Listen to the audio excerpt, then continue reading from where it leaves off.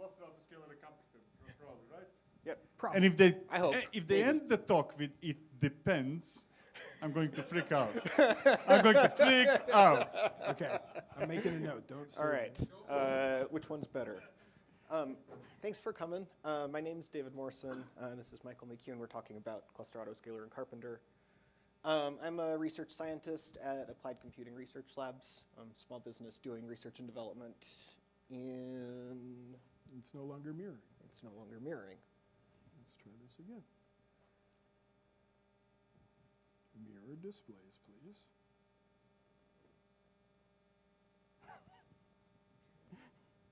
Oh, There we go. it's just slow. All right. This is me. I'm a research scientist at ACRL. Was previously at Yelp and Airbnb. I have no idea what's going on now.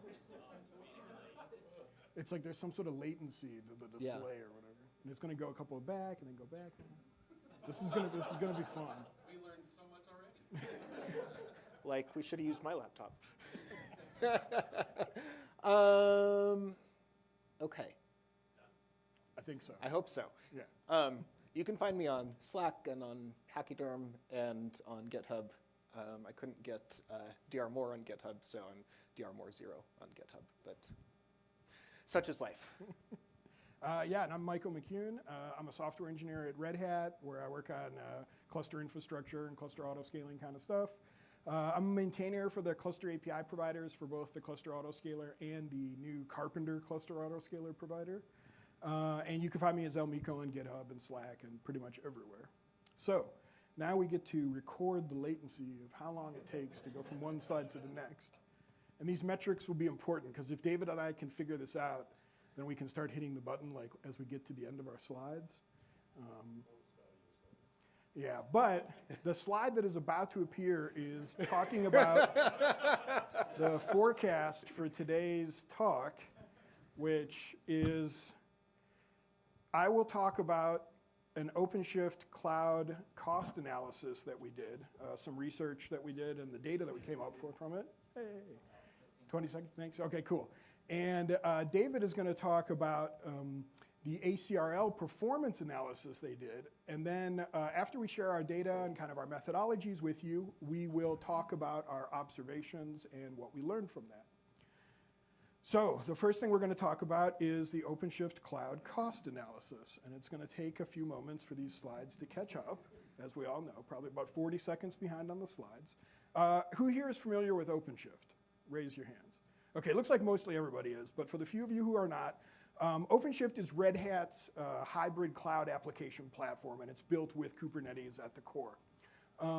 Its configuration is oriented towards enterprise and production environments. So if you're looking at doing production or enterprise work with Kubernetes, OpenShift is kind of an out-of-the-box way to do that. It's built entirely with open source software, as is Red Hat's modus operandi. And you can read more at openshift.com, and that QR card will take you there, and you can learn all about what it means to be a Red Hat customer and OpenShift and all those other lovely things. So with that out of the way, I'm going to talk about the goals of our testing and what we were trying to do internally at Red Hat. And one of the main things we were trying to do was generate comparative cost information so that we could look at what it takes to run a cluster with the Cluster Autoscaler managing it, as opposed to a cluster with Karpenter managing it. So what we did was we created 3 different configurations of OpenShift. They were all based off OpenShift 4.14. We had a default configuration that was just as if you bought it out of the box. We had another version where we had modified the Cluster Autoscaler to use some different expanders. So there's a configurable expander that users can interact with, and there is also a least waste expander you can interact with. So we enabled those as well. And then we had one cluster with Karpenter in it. The OpenShift installation started as 3 control plane nodes and 3 worker nodes. We utilized a variety of instance types, including demand and spot instances. And we used a consistent workload in every one of our tests. So they were pretty much the same going through. So the methodology that we used for these tests was that we used the KubeBurner project. I don't know if people have seen that or not, but KubeBurner is a project that allows you to run kind of repeatable workloads in Kubernetes. So we used the KubeBurner project to set up a scenario where we would create HTTP servers and HTTP clients inside the cluster, and then they would start talking to each other. We would run our tests for 3 hours, deploying the workloads that would exercise both the cluster scaling up and the cluster scaling down multiple times within that 3-hour window, and allowing time for pod consolidation as well. So we wanted to give Karpenter time to consolidate the cluster if it thought it needed to. We had 2 phases of testing that we showed off. The first phase we did, we used all homogeneous instance types. So we only used one type of instance in one region just to show a baseline. And then the second type, we used, I think, 75 instance types in our heterogeneous tests. We also used a modified cluster autoscaler, like I said before, and we collected metrics along the way and used something that we call must-gather inside of OpenShift, which is a way to collect kind of the state of a cluster at any given time. And so we gathered all the metrics, we kept all that, and then we used that during our post-analysis. So we broke our testing down into 2 phases. The first phase of our testing was the homogeneous testing, where we were using only M6i X large instances. And we basically wanted to mimic what a default cluster looked like when you got it out of the box with OpenShift. And then our second type, we used any type of instance that's supported by OpenShift. And OpenShift is validated on a certain number of instance types on Amazon, and so we picked all those instance types. We started with a default cluster and then allowed it to grow however it wanted to. And we set the cluster autoscaler up to use what's called the least waste expander and a user configurable expander to tailor what it was doing. So now the big reveal. When the slide changes, you will see the results of our data. And this is like, we're building the excitement here as we wait for whatever is buffering between my laptop and this screen to show us what the goodness is. So we learned a lot during these. And I'm not going to go into all my observations, but we'll look at the data and kind of try to figure out what it means when we see it. So this is probably the most interesting talk. I know it's like the most interesting talk and scenario I think I've ever been in. Hey, so wow, like what are we looking at here? Okay, so what you're looking at here is the results from our different runs that we did. And I'm going to advance this, so like it'll be a few minutes here, but like, what we're looking at on the left is our phase 1. This is all the on-demand instances. And the red is Karpenter, and this is the costs. And the blue is cluster autoscaler. So you can see that when we ran it on demand with all heterogeneous instances, cluster autoscaler actually did really well against Karpenter in the cost savings. When we went to spot instances, meaning we enabled it to do spot instances, it starts to get much closer. When we go to heterogeneous, we're starting to see it become really competitive as they get closer and closer to each other. And as we get into a heterogeneous spot instance with multiple instance types, you can see now they're almost the same, right? When we go from the on-demand to the spot instances, the pricing's becoming much closer. And so you're starting to see this trend come out through the graphs, and you could imagine maybe where this would go if we had kept doing this with even higher number of instances. And so the next slide that's going to come up is going to show another view into this data as well, which is what we call the unblended view. So this right here is showing, the previous slide was showing the control plane and the initial worker loads in addition to the costs of adding all the extra worker nodes. This is just the cost of the worker nodes. So what you're seeing here is not the control plane costs and not the initial worker node cost, only the workers that were created by the autoscaler or by Karpenters. And again, the data looks very similar. You can see that on these tests, cluster autoscaler was giving us better performance in the pricing range because, when we were using homogeneous on demand, cluster autoscaler Karpenter was looking for something cheaper, but it's only one instance type, so it can't do anything. And it seemed like cluster autoscaler was much more efficient in those realms. Go to spot instances, the costs get better. And as we go to heterogeneous, it gets closer. And as we go to heterogeneous spot, it gets a little closer too. So you could see with the trending of this going and kind of where we were thinking. So I'm going to come back to this during the observations, but before then, I'm going to hand it over to David once the slide changes so that he can talk about the research that they were doing. Sure. I'll set the groundwork a little bit. So applied computing is my small business. I'm really interested in doing research around scheduling and autoscaling.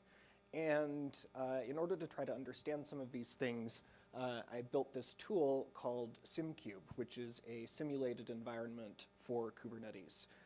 The way that it works is it allows you to sort of simulate a large-scale production-size cluster locally on your laptop. And I will have a link for you in a minute. So ACRL, and I always get this wrong. I always in my head say like ARLC or something. I know.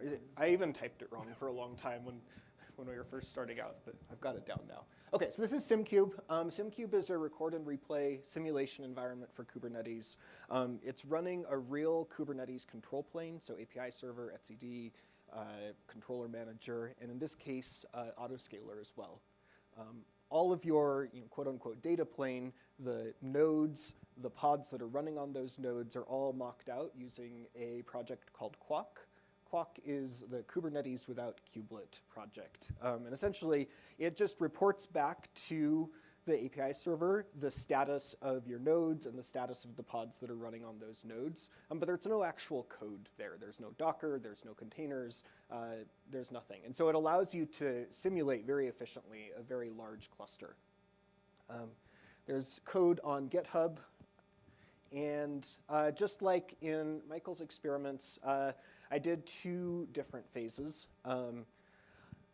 Here I was looking at both like a small scale version of the experiment and a large scale version of the experiment. And I really wanted to understand, how does Cluster Autoscaler kind of out of the box behave in both like a small cluster versus a large cluster, and the same thing for Karpenter. So unlike in the OpenShift experiments, I'm not using any I don't configure any expanders. I don't do any of that. I just install it out of the box. What does it do?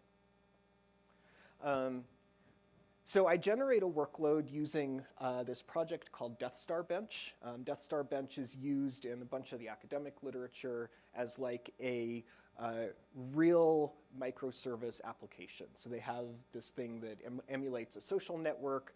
They have a storefront where you can like sell products and things like that. But really the idea is, how do we test our microservices? And so I took the Death Star Bench social network application and I installed it on a Kubernetes cluster, and I generated a trace of that installation. I induced some load on the cluster, I watched the services scale up and down, and then I captured a trace of all of the events that happened in that cluster over about a 20-minute time period or so. Then I'm able to take that trace and replay it in my simulated environment. So I used a standard set of AWS EC2 instances. Again, these are fake, they're not real instances. But they all look like 6th and 7th gen C, M, and R instance types. Then for my second phase of this experiment, I took that same trace and I'm like, well, what happens if I scale that up? I don't have access to a 2,000 node Kubernetes cluster, so I couldn't generate a trace from that. But what I was able to do is take the data that I have, essentially just multiply everything by a couple orders of magnitude, and then again, replay that in my simulation environment to see what happens.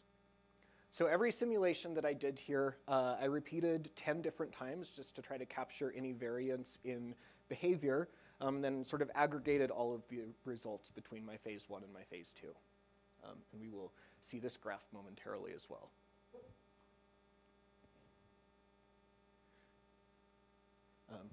While we're waiting, I guess we can have some questions, or if anybody has any commentary that they'd like to share. Hey, a graph. Okay, so over here on the left, this is just, I did. Yep. Over here on the left, we can see the number of running pods. This is our small scale experiment. You can see that we're running a little over 50 pods. And you can kind of see that there's some scaling behavior that's happening here. Over here on the right, we can see the number of pending pods. It starts off, there's 27 pending pods, but those get scheduled very quickly. And then there's a couple small spikes when it scales up. But overall, both Cluster Autoscaler, so this is showing for Cluster Autoscaler, this graph right here. I'm not going to show you a graph for Karpenter because it looks more or less identical. So takeaway, if you're using a small cluster, it probably doesn't actually matter that much which one you're using in terms of like being able to quickly schedule your pods. Now, one thing that I did mention is, I'm using all of these different instance types, and Cluster Autoscaler out of the box just will randomly pick an instance type that supports the workload that you want to schedule. And so when you're doing things randomly and you're operating in a very heterogeneous environment, you might expect that you end up with a very unpredictable set of instance types. And we'll see that on the next slide in just a minute. This is running on about 10 nodes. Yep. The cluster densities that we were running in the OpenShift tests, we capped the cluster sizes, I think, at 30 nodes. So we didn't go overly large. Okay, so I don't expect you to read this. The only takeaway from here is, so each column is a different simulation run, and you can see that each time we're selecting a different set of instance types. Because again, Cluster Autoscaler is just picking a random instance type that supports the workload that we want to support. Yeah, and like I was mentioning in the OpenShift test, we set up the Cluster Autoscaler to use different expanders, and this is exactly what David's talking about. By default, the Cluster Autoscaler uses the random expander, so it chooses machines that it think could be candidates, or node groups basically, and then randomly chooses one from it. Whereas for the testing that we did with OpenShift, we turned on the priority configuration expander that allows you to create a user mapping of how you'd like it to prioritize instances. And so in some cases, we had it prioritize spot instances. And then as a backup, there's another expander called the least waste expander that tries to look for the smallest node or the smallest instance that will fit the workload that's coming in. So that was how we tailored our autoscaler. And so this graph, again, this is the same graph, or this is the same table, but showing you the instance types that Karpenter selects. Again, default out of the box. Every single simulation run that it does, it's picking exactly the same instance types. And so one of the things that I observed is that Karpenter tends to be a little bit more consistent in the decisions that it's making with your out-of-the-box installation. But this was sort of interesting to me, but what I really wanted to understand is how do these things actually perform at scale? And so the next couple of graphs that we're going to look at are for our large-scale experiment. So again, the large-scale experiment, I took the small-scale trace that I generated, I multiplied everything by 100, and then I reran the entire thing. So here we're looking on the order of 300-400 nodes, something like that. And we'll see this graph in just a moment. Are the other pods similar, this Destar application? Are you talking about in terms of resource allocation? Yeah. And you can configure them. So for the small scale experiment, I just configured them to all use 1 CPU and 1 gig of memory. For the large scale one, I customized them a bit more so that it wasn't random, but I tried to pick some values that made a little bit more sense and would make bin packing a little bit harder. Large. Yep. And for the recording, the question was about the pod sizes that we're running in the workloads. All right. So on this graph now, you can see this is the same graph as before. There's a little bit of noise from my metrics collection, so ignore the random spikes there. But you can see that we're now scaling up to over 5,000 pods in our cluster. And you can see on this graph for the pending pods, we're sitting around 1,000 to 2,000 pending pods for significant periods of time.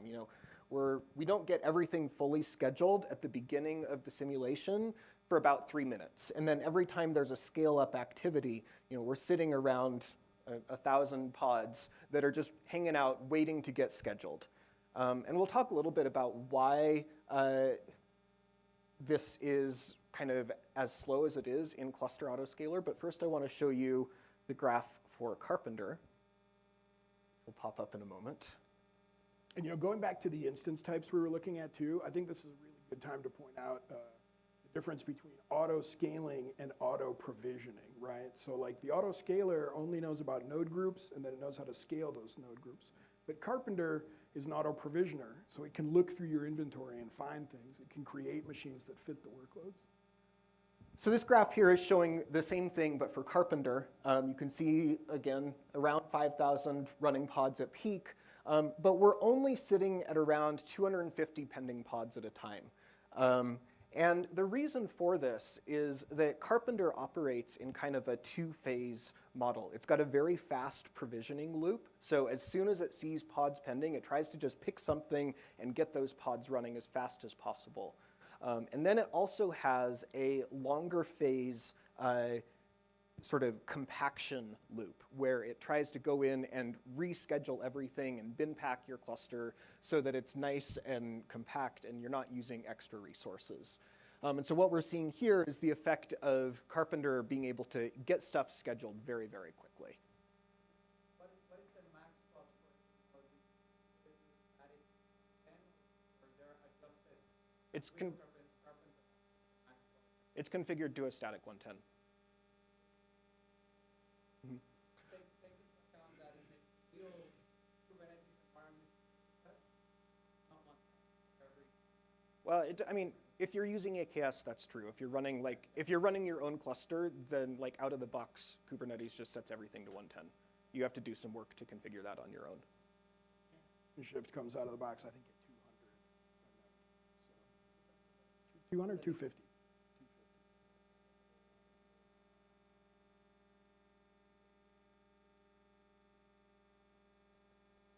So in these experiments, I'm not scheduling any sort of latency between like nodes going away or anything like that. It's just using the sort of the out-of-the-box configuration. That's certainly something that we could do in the future, though. So again, this is just a different view of the slides that I showed you previously. Here we're looking at the runtime in seconds for the cluster autoscaler main loop. Cluster autoscaler, if you're not familiar, is it's an older bit of sort of Kubernetes tooling, and it's not based on like the controller runtime pattern. So it just has a run loop that does everything. And so it checks to see if you need to scale up. If you need to scale up, then it filters out all the stuff that you do, and then it picks something. And then if you didn't scale up, then it checks to see if you, and so it's doing everything in this one loop. And you can kind of see the impacts of this here. Most of the time, your main loop takes less than about 12 seconds or so. But there are some outliers. There's a bar right there. You can't see it. But there's some outliers where the main loop can take a couple minutes to run, where it's refreshing its caches and it's doing all of this stuff. On the flip side, we can take a look at so Karpenter is built on like the controller pattern. It's got different controllers for your provisioner, your disruptor. It's got a controller for metrics collection, all of these different small controller components. And we can really see the impacts of that on the next couple of slides. I hope. You were using the AWS provider for Cluster Autoscaler. So these are all, so this is based on Quack. Oh, And using so Quack, right. both Cluster Autoscaler and Karpenter have a Quack provider. So that's interesting, because I would expect it that like in a Quack situation like these, I wouldn't have expected these loops to get as long as they are, because you would figure the reconcile time would be really quick. It still has to make all of the like calls to like, if you've got 70, 80 different node groups in there, it still has to make all of those calls to like recompute the caches and everything. So. Yeah. Because I would expect like on something like Cluster API provider, the performance might get worse actually if you had a lot of node groups in your cluster, because then you'd have to communicate with that CD to get all that information. So, Yep. Interesting.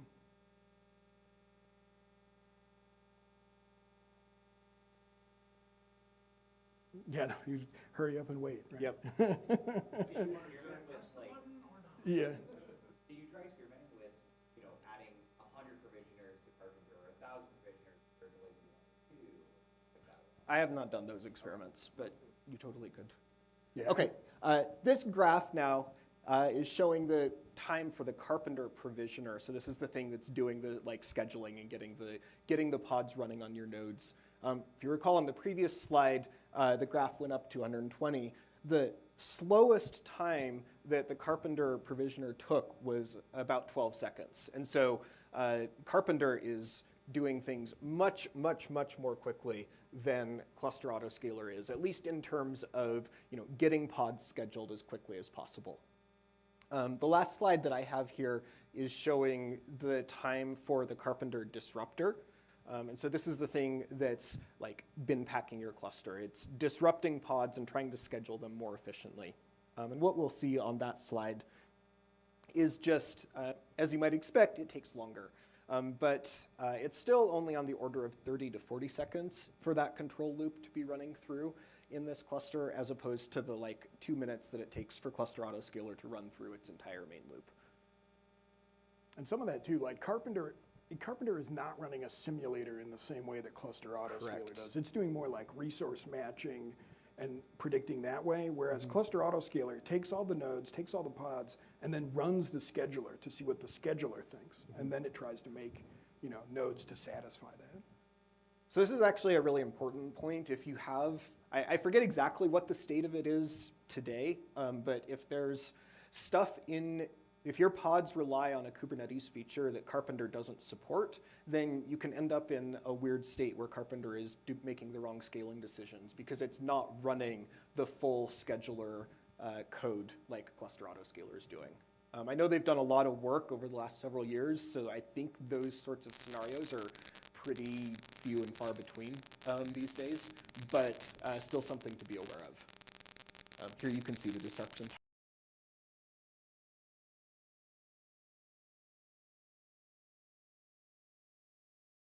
Of our talk. We just want to talk, and we've shared some of these already because of the slide weirdness, but we just want to talk a little bit about some observations that we sort of collectively come to from the experiments that we ran. Yeah, so that slide will be coming up next. I think in general, well, like what do you all think while we're waiting for the slide to come up? With the data we've shown here, which do you prefer? Which do you think is better or worse? Like what? You can't say it depends. I heard that was a yeah, bad, we can't say it depends. You can't, I'm actually really curious if you ran the data using like least waste versus random. you don't get to see. Hey! There we go.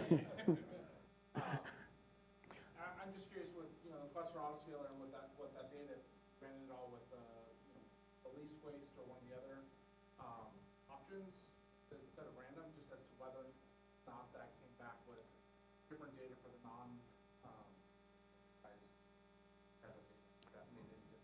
Yeah. So I think this is getting to like my second point right here. The out-of-the-box configuration for Cluster Autoscaler most of the time doesn't do what you want. You absolutely can, and I have made Cluster Autoscaler behave a lot more like Karpenter. It's totally possible to do. It just takes a lot of work. So for these experiments, I didn't do that, but yeah, we could repeat the experiment and see how that impacts things. Yeah, we did do a default setting test in our tests. And the homogeneous stuff, of course, that's not going to look any different because they're all the same. But when we got into the really heterogeneous stuff, yeah, the random one just behaved terribly. It was like, why would you do that to yourself? But I think the biggest thing that we learned at Red Hat, and I think David and I were talking about this a little bit, is that Cluster Autoscaler appears really well suited when you're in homogeneous environments. So when you've got like a limited number of instance types or your node groups are very similar, it's really good in those environments, and it can even produce great cost savings in those environments too. Karpenter, on the other hand, works really well in heterogeneous environments, and it appears that the more heterogeneous your environment becomes, the better Karpenter gets. It's really good at digging through inventories and finding the cheapest node or just the right size node for what you're trying to do. So that was something, and if you looked at those graphs we were looking at that we did our testing on, we were speculating that if we could do another test where we increase the instance types even more, that Karpenter would have started to outperform Cluster Autoscaler in our tests. Yeah, I think we've sort of talked about a bunch of these. I know we talked about the configuration. We pointed out that Karpenter's really fast on scaling up. We pointed this out about scheduling. That's not as complete, or at least it wasn't in Karpenter. I don't know, is there anything else you want to say, or do you want to just move to questions? Let's see here. I guess this is important. Karpenter doesn't work on GCP. and some of the other cloud providers right now. Hopefully it will in the future, but if you're on one of those platforms, you're kind of stuck with Cluster Autoscaler. You know, I did want to push back a little bit here because you've got like 2 of the maintainers for Karpenter Cluster API in the room. So there is a new emergent alpha cluster API provider as well. And just last week, actually, there was a presentation at the Karpenter community meeting from a group called Cloud Pilot AI. And they have written an Alibaba provider that they demonstrated, and they're working on a GCP provider. Okay. So I'm out of date. There are more coming. Good to hear. I'm out of date. So yeah, I guess like, the only thing I wanted to say is the consolidation and workloads. I think regardless of whether you're choosing Karpenter or Cluster Autoscaler, you really have to look at your workloads and how they fit with the type of environment that you're in. Because some workloads, especially, it's hard to say like bursty workloads, but some types of workloads do not behave well in certain consolidation environments in Karpenter, right? So you can have Karpenter disrupt the cluster so much that it starts to like, now it's working perfectly. Yeah, no, it works fine. Sweet. That was that off and on when it came back, like it fixed, right? Yep. But yeah, so if you have workloads that are, you may find that your workloads get impacted by Karpenter or Cluster Autoscaler, and you're going to want to be careful of that when you're setting these things up. So I think that was the only other one that I wanted to add. So, Cool. So, are we done? We're out of time, but one quick question, one quick answer. It depends. That was the summary of your talk. So- Let's go with this one. So one thing, I hang out in the Karpenter channel on the Kubernetes Slack, and one of the things I've seen that people kind of have an issue with, and a lot of them are like, how can I reduce this, or how can I make Karpenter behave better in this way, is, and you noted this, that it's kind of its priority is get that workload running as fast as possible. And I've seen it where it kind of tends to overshoot, and it will just provision a whole bunch of tiny little nodes, and then it will start consolidating back and start moving things on the spot instances. But there's a lot of people who are like, well, okay, but what that means is that there's some increment of cost, and the whole point of Karpenter is supposed to be to reduce my costs. So I don't want it to overshoot. I want it to be slightly more conservative with how it provisions things, because I'd rather save money than run my workload a tenth of a second faster. Did you play around with, I mean, it wasn't necessarily part of the gist of this talk, but have you played around with any of the parameters aimed at, like, let's reduce that overshoot so that it doesn't provision like 1,000 nodes and then consolidate that down to